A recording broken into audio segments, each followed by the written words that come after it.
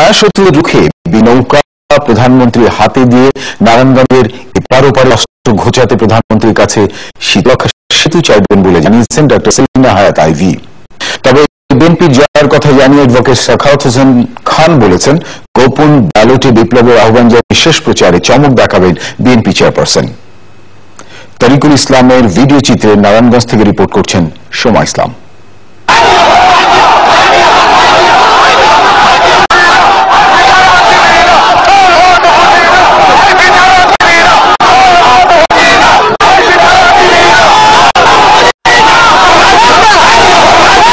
অলিগুলিতে চলছে প্রচারণা, সময় কমে আসছে, তাই বাড়ছে ব্যস্ততা। নির্বাচনকে ঘিরে এক একজন প্রার্থী যেন হ্যামিলনের বাঁশিওয়ালা, তাদের ডাকে সাড়া দিয়ে তাদের পেছনে হাজারো মানুষ।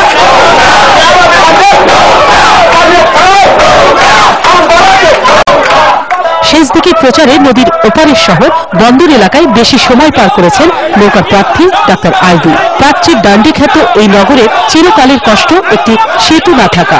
ব্রিজ নিয়ে কোনো রাজনীতি নয়, বরং এবার জিতলে শীতলক্ষা সেতুই প্রধান লক্ষ্য হবে বলে জানালেন সাবেক মেয়র। মাননীয় প্রধানমন্ত্রীর কাছে এইবার অনুরোধ করব, লক্ষাপাড়ের মানুষ একটি ব্রিজ চেয়েছে, আর কিছু না। লক্ষাপাড়ের মানুষ নৌকা উপহার দিয়ে 5 তারিখে উনি লক্ষাপাড়ের মানুষকে এই ব্রিজটা উপহার দিবেন।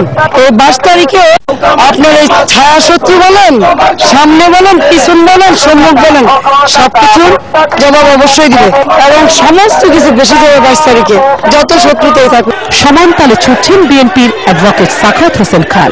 ধানের শীষের বার্তা নিয়ে মানুষের কাছে পৌঁছে যাচ্ছেন। শিল্প কারখানা, শ্রমিক অধ্যুষিত এলাকা সিদ্ধিরগঞ্জবাসীকে দিচ্ছেন নানা প্রতিশ্রুতি। নির্বাচনকে ভোটের অধিকার ফিরে পাবার লড়াই হিসাবেও দেখছেন বিএনপির প্রার্থী সাখাওয়াত। এই 22 তারিখে নির্বাচনে যদি তারা ভোট দিতে পারে, অবশ্যই তারা পরিবর্তনের পক্ষে ভোট দিবে। সেই পরিবর্তনের আওয়াজ আমি তাদের মনের মধ্যে, তাদের চেহারার মধ্যে, তাদের মুখের মধ্যে আমি চোখে মুখে দেখতে পাচ্ছি। নেত্রীর বার্তা প্রতিটি মানুষের কাছে পৌঁছে গিয়েছে। এখন নেত্রী সশরীরে ইনশাল্লাহ এই 19 অথবা 20 তারিখে নারায়ণগঞ্জের সশরীরে উপস্থিত হবেন, সেটাই আমরা আশা করি। নির্বাচনের আগে নারায়ণগঞ্জ এখন উৎসব মুখর। ভোটের দিনটিকে উৎসব মুখর দেখতে চায় নারায়ণগঞ্জবাসী। সোমা ইসলাম, চ্যানেল আই, নারায়ণগঞ্জ। প্রিয় দর্শক, এবারে অন্যান্য প্রসঙ্গ। দেশের সরকারি বিশ্ববিদ্যালয়গুলোতে প্রভাষক নিয়োগে অনিয়ম এবং দুর্নীতির চিত্র তুলে ধরেছে ট্রান্সপারেন্সি ইন্টারন্যাশনাল বাংলাদেশ TIB। সংস্থাটি দাবি করেছে 8টি বিশ্ববিদ্যালয়ে প্রভাষক নিয়োগে আর্থিক লেনদেনে অভিযোগ পাওয়া গেছে। আরো জানাচ্ছেন মোস্তফা মল্লিক। সরকারি বিশ্ববিদ্যালয়গুলোতে প্রভাষক নিয়োগে চলতি বছর গবেষণা শুরু করে দুর্নীতি বিরোধী সংস্থা TIB। জরিপ চালিয়ে 2001 থেকে 2016 সাল পর্যন্ত 13টি বিশ্ববিদ্যালয়ের নিয়োগ নিয়ে চলে ওই গবেষণা। গবেষণা প্রতিবেদন প্রকাশ করে TIB প্রভাষক নিয়োগে যেসব অনিয়মের অভিযোগ এনেছে তার মধ্যে আছে পছন্দের শিক্ষার্থীর ফল পরিবর্তন, শিক্ষকদের নিজের ও পরিবারের কাজে শিক্ষার্থীদের ব্যবহার এবং উপাচার্য ও উপ উপাচার্যের পছন্দের বা ক্ষমতাসীন রাজনৈতিক মতাদর্শের অনুসারীদের প্রাধান্য। এমনকি 8টি বিশ্ববিদ্যালয়ে প্রভাষক হিসেবে নিয়োগ পেতে 3 থেকে 20 লাখ টাকা পর্যন্ত দিতে হয়েছে বলেও জানতে পেরেছে TIB। যে তথ্যগুলো প্রয়োজন সেগুলো আমরা পর্যাপ্ত পেয়েছি, তাতে কোনো সন্দেহ নেই, এবং এই ঘটনাগুলো পেয়েছি এবং যেগুলো পেয়েছি সেগুলো আমরা গবেষণা পদ্ধতি অনুযায়ী ভেরিফাই করতে পেরেছি বা ট্রায়াঙ্গুলেশন করতে পেরেছি, যথার্থতা যাচাই করতে পেরেছি বিভিন্নভাবে একাধিক সূত্র থেকে।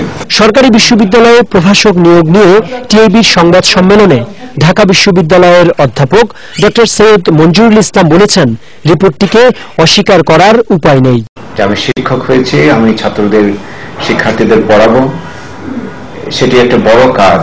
সেই কাজে যদি আমি 16 লাখ টাকা দিয়ে নিয়োগ পাওয়ার চেষ্টা করি, তাহলে আমি কিভাবে আমার সর্বোচ্চটা দেব সেখানে? আমার কথা থেকে তো আমি প্রথমে বিচ্যুত হয়ে গেলাম। কিন্তু অনেক বিশ্ববিদ্যালয় আছে যে বিশেষ করে জেলা পর্যায়ের, যেগুলিতে প্রচন্ড অনিয়ম হয়।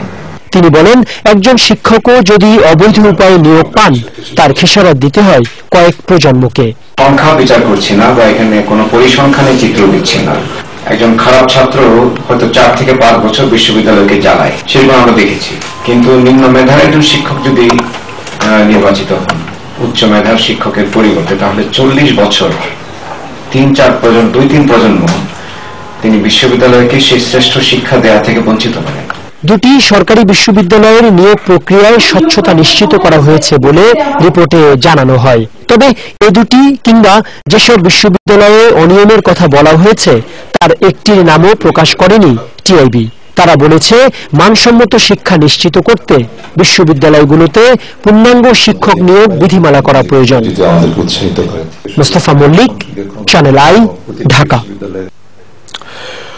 মনুষ্য সৃষ্ট ত্রুটির কারণে প্রধানমন্ত্রী শেখ হাসিনাকে বহনকারী ফ্লাইট জরুরি অবতরণে বাধ্য হয়েছিল বলে মন্ত্রণালয় গঠিত তদন্ত রিপোর্টে উঠে এসেছে।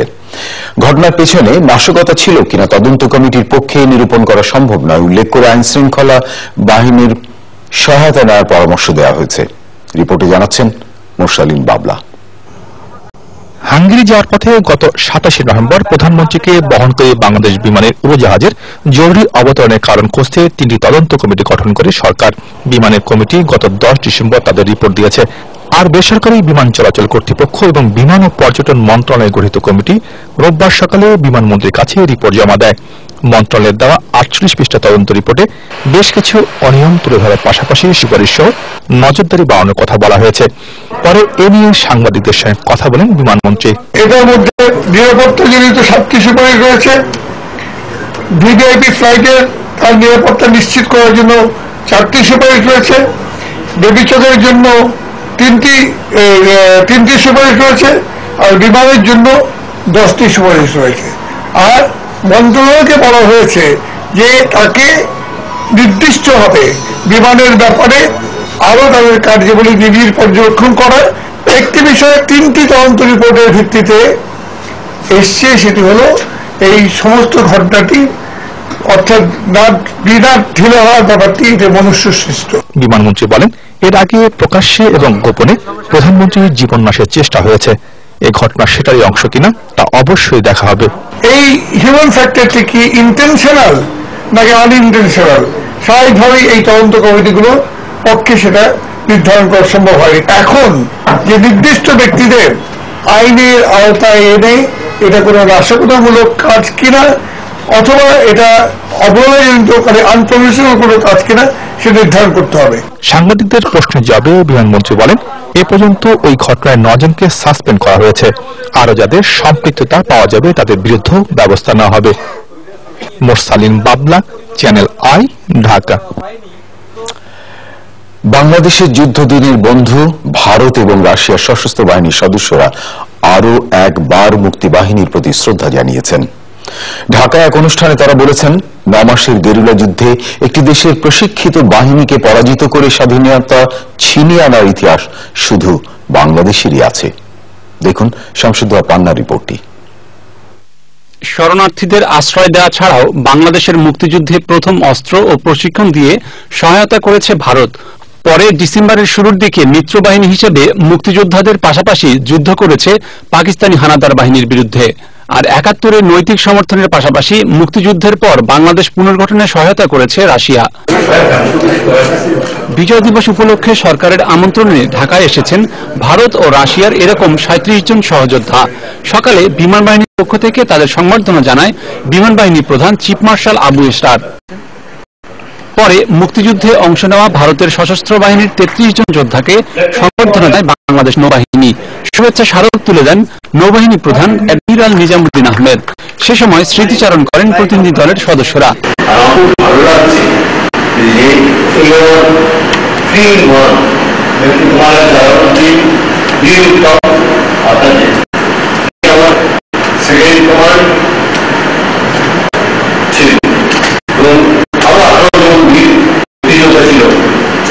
সম্ভব হয়েছে এই যুদ্ধটা জয় করার জন্য স্বাধীনতা অর্জন করা। আমার কোনো কৃতিত্ব নেই, কৃতিত্ব থাকতে বাংলাদেশের মুক্তিযোদ্ধাদের বীরত্ব গাথা তুলে ধরেন ভারতীয় প্রতিনিধি দলের প্রধান অবসরপ্রাপ্ত লেফটেন্যান্ট জেনারেল জিএস সিওটা।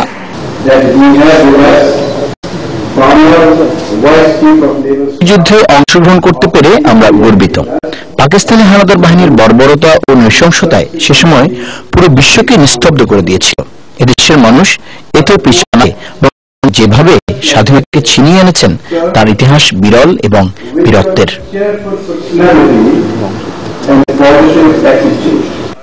এর আগে রাশিয়ার সশস্ত্র বাহিনীর 4 সদস্যকে সংবর্ধনা জানায় বাংলাদেশ নৌবাহিনী। Shamsuddin Hannah, channel i, Dhaka.